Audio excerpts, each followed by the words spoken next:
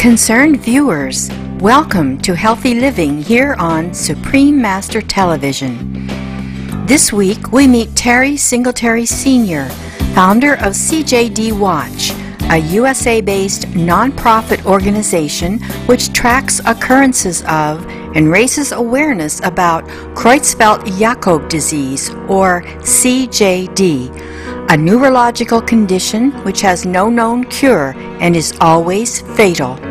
Some scientists say the cause of classic CJD, also known as sporadic CJD, has not been determined, and that variations of the condition called variant and new variant Creutzfeldt Jakob disease, which are rarely found in the U.S., come from eating diseased beef.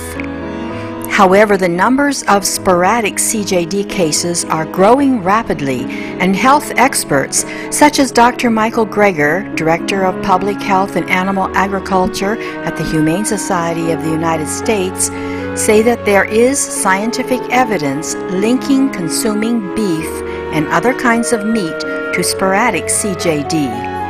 Variant Creutzfeldt Jakob disease comes from consuming cows with bovine spongiform encephalopathy, or BSE, more commonly known as mad cow disease. Mad cow disease is a lethal condition where the brain of the bovine is infected by abnormal proteins called prions and is eventually destroyed, killing the animal in the process. A common transmission route for BSE is factory farm operators putting bovine parts, essentially slaughterhouse waste, which may contain BSE-tainted nerve tissue, into cattle feed. Cows who eat this tainted food may become infected. Though many nations have banned this extremely hazardous practice, it is still illicitly done, and in the U.S. it is legal to feed bovine parts to other animals, such as pigs. Sheep, too, have a version of BSE called scrapie, which has been attributed to sickening consumers of lamb with CJD. Mr. Singletary believes that health officials do not have a proper system in place to monitor this condition and are vastly undercounting the number of deaths caused by Creutzfeldt Jakob disease, as well as the amount of infected livestock in the USA and around the world. He is truly committed to making the public mindful of this disease and its true impact on communities. His steadfast determination comes from losing his mother to sporadic CJD a number of years ago. My mother acquired the Heidenhain variant Creutzfeldt Jakob disease. It's one of 6 different strains of the sporadic CJD. What happened? We got a phone call. She said, you know, I think I'm going blind and I'm losing my mind. That's how it started. 10 weeks later, she was dead.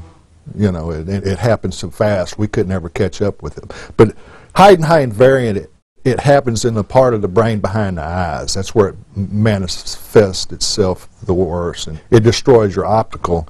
And it's an exceedingly rare strain of the sporadic type, and it's very rapid. And what did the medical doctors think was going on with her?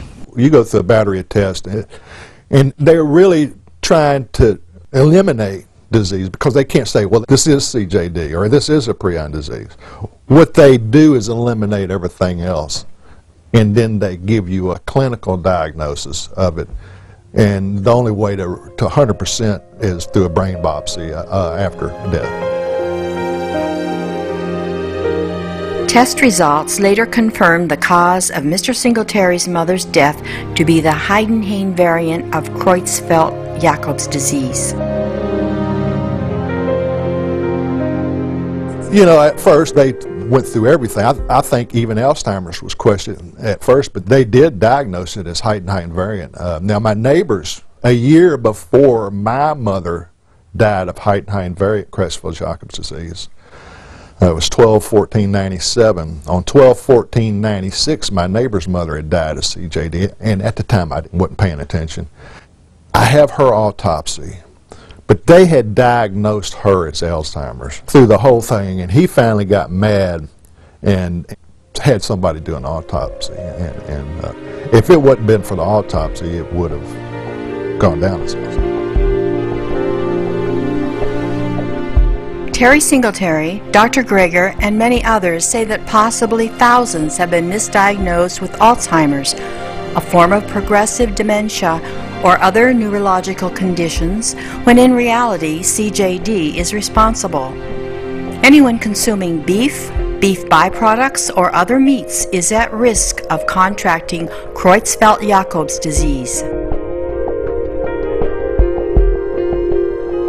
The neighbor's case, she had been taking for years a nutritional supplement that contained bovine. It contained a list of bovine products, but the one that drew attention to me was the bovine brain, the bovine eye, and the bovine pituitary was in this pill as an ingredient.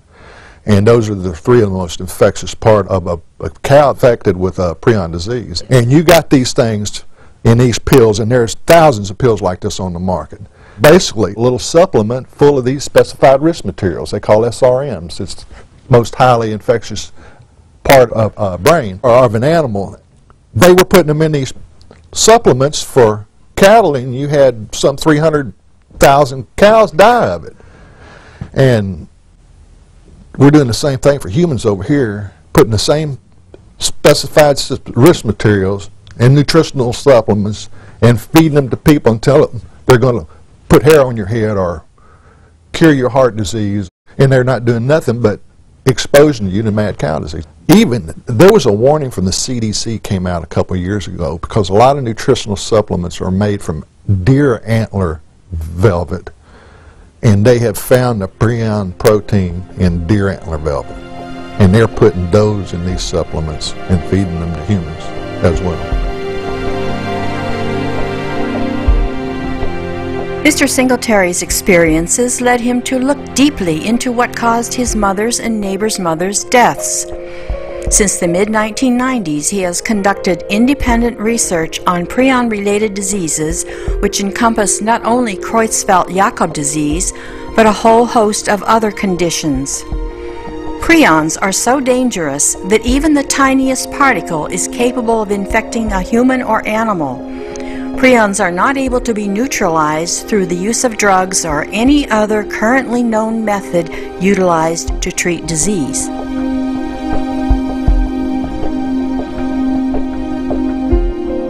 You can incinerate the prion agent to 600 degrees Celsius. It's over 1,000 degrees Fahrenheit.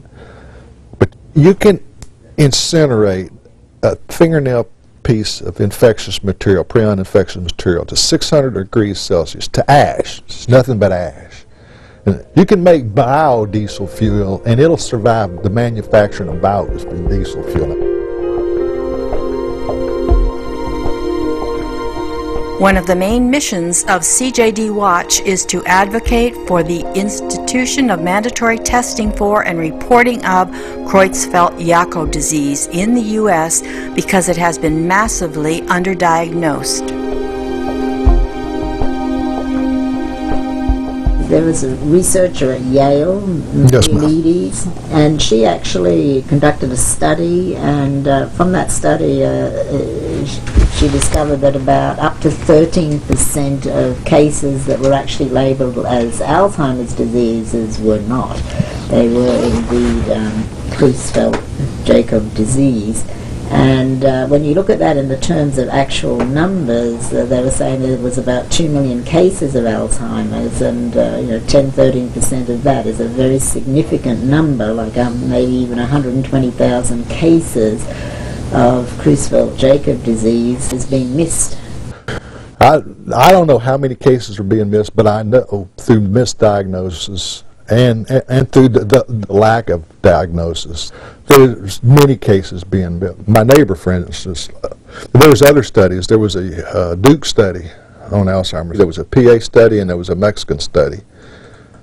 All of Alzheimer's, 3 to 14% were misdiagnosed. Yeah, through all 4 of those studies. You mentioned that you don't think there's a good enough reporting system, because if you report these diseases, then you can start to identify clustering. You got to have a questionnaire to get to that. And they have just within the past few years gotten a questionnaire, and I don't even think they're not even sending this questionnaire to everybody. They just send it to ones that they think have NVCJD.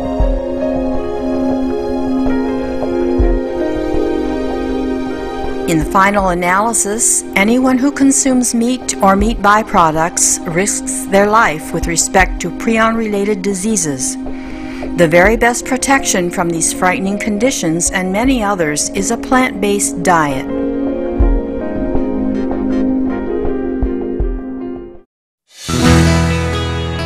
We thank you, Terry Singletary Sr., for helping raise the alarm on Creutzfeldt Jakob disease and its variants. May you continue to benevolently assist in bettering public health through your unwavering work, and may humanity promptly be free of this disease. For more details on Terry Singletary Sr., please visit www.justgroundsonline.com/profile/Terry S. Singletary Sr. Earnest viewers, thank you for joining us for this week's edition of Healthy Living on Supreme Master Television. May we all soon enjoy the innumerable benefits of the plant-based lifestyle.